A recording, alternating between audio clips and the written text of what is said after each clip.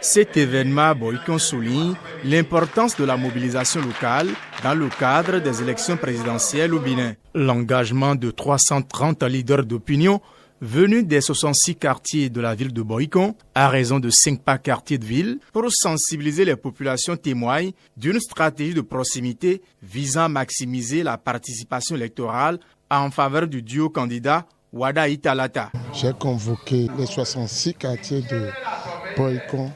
Les 5 que j'ai désignés par quartier, ils vont fouiller toutes les maisons. Toutes les maisons. Il n'y a pas d'abstention. Ils vont sortir tous pour aller voter. Un citoyen qui ne vote pas, ce n'est pas un bon citoyen. Ils doivent aller voter. On fait un message. Les gens vont sortir pour aller voter. Ne pas accuser de retard. Très tôt, ils vont se lever pour aller voter.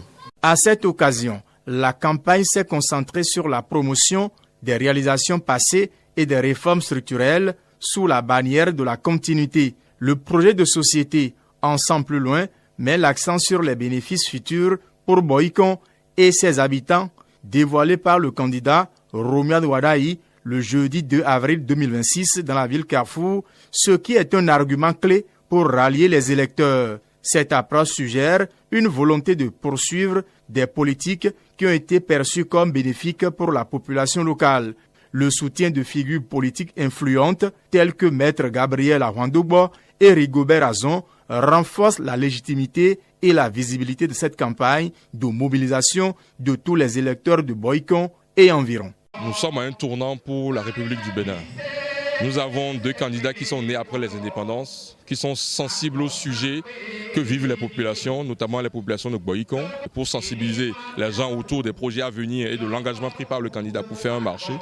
L'engagement pris par le candidat d'asphalter de manière supplémentaire la ville de Boikon et leur dire qu'il a plein de projets, à savoir la scolarisation des jeunes filles jusqu'au bac, c'est-à-dire que nos mères, nos pères ne payeront plus de frais de scolarité pour nos jeunes filles jusqu'au bac. Il a insisté sur les crédits et que d'une fourchette de 50 000 à plusieurs millions, la possibilité de souscrire des crédits en moins de 48 heures.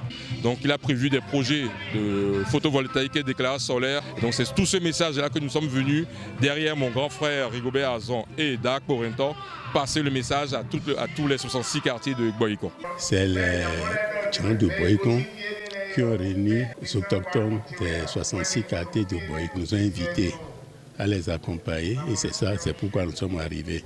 Et nous avons vu que tous les quartiers sont effectivement présents. Et puis bon, ça s'est bien passé. Voilà ce que je dis. L'objectif, c'était de faire comprendre à ceux qui sont venus la nécessité de sortir pour aller voter et voter pour le duo Wada Italata. Pourquoi nous voulons donner une légitimité forte au Wada Italata. En résumé, la stratégie mise en œuvre à Boikon par l'honorable conseiller Célestin Pointo est celle d'une mobilisation de terrain soutenue par des acteurs politiques de premier plan pour assurer une forte participation électorale et garantir la victoire du duo candidat Wada Italata lors des élections présidentielles du 12 avril 2026 au Bénin.